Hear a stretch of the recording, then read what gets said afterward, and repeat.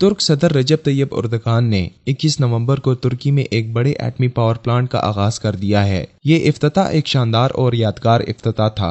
तुर्क सदर रजब Tayyip Erdogan और आला हुकूमती और सरकारी ओहदेदारान ने तुर्क एटमी प्लांट के इफ्तिताह पर पूरी कौम को मुबारकबाद दी। तुर्क सदर ने इफ्तिताही तकरीब से खिताब में कहा कि अब तुर्की एटमी ताकत बनकर रहेगा। मुमकिन है कि बहुत से लोगों को हमारा ये मंसूबा पसंद न आए, मगर हम किसी के रोब, प्रोपेगेंडे और दबाव का शिकार हुए बगैर एटमी मंसूबा मुकम्मल करेंगे। तैयब एर्दोगान ने कहा कि अब हम न्यूक्लियर तवानाई का मंसूबा शुरू कर रहे हैं और हम न्यूक्लियर के मैदान में आगे बढ़ते जाएंगे, चाहे तुम्हें पसंद हो या न हो। उनका ये इशारा जरूर अमेरिका और यूरोपीय ताकतों के लिए था। एर्दोगान ने अपने खिताब में वाज़ेह किया कि तुर्की के न्यूक्लियर मंसूबे की मुखालिफत करना ऐसे ही है जैसे कहा जाए कि तुर्की तवानाई के हुसूल के लिए बैरूनी ममालिक पर इन्हिसार करता रहे और हम दूसरों के सामने घुटनों के बल नहीं चल सकते। एटमी कुव्वत का हुसूल हमारा हक और जरूरत है जिससे हमें कोई रोक नहीं सकता। तैयब एर्दोगान ने तुर्की के एटमी कुव्वत बनने पर एतराज उठाने वालों से मुखातिब होकर कहा कि तुर्की की कौमी मादनियात और तवानाई पर पॉलिसी उसके मुस्तकबिल के प्लान का हिस्सा है।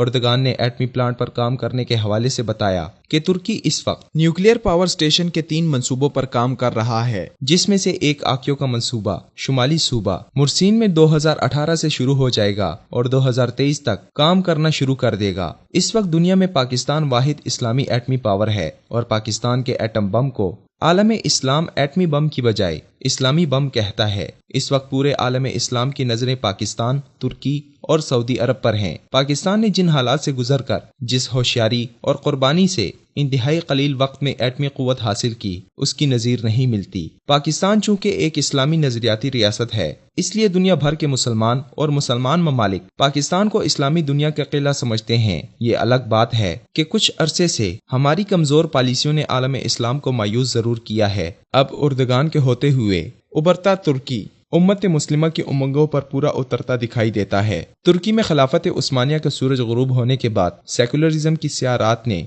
जैसे साए किए, उन्हें दूर करने में बड़ा वक्त लगा, मगर तुर्क कौम की इस्तकामत और तैयब एर्दोगान जैसी क़यादत ने तुर्की को एक दफा फिर तरक्की की राह पर गामजिन कर दिया है। पाकिस्तान के बाद तुर्की और फिर सऊदी अरब अगर एटमी कुव्वत बन जाएं, तो चौथे नंबर पर इस्लामी ममालिक का एक मजबूत सतून मिस्र हो सकता है। इस शोरिश ज़दा दौर में आलम इस्लाम को इत्तेहाद और इत्तेफाक की जरूरत है। मुस्लिम हुक्मरानों को तुर्क सदर से जुर्रत, गैरत, बेबाकी और फैसले का हौसला रखने जैसी सलाहियत से सबक सीखना चाहिए और एक दूसरे का दस्तो बाजू बनकर इस्लाम और मुसलमान दुश्मन कुव्वतों के सामने एक सीसा पलाई दीवार की मानिंद खड़ा होने की जरूरत है।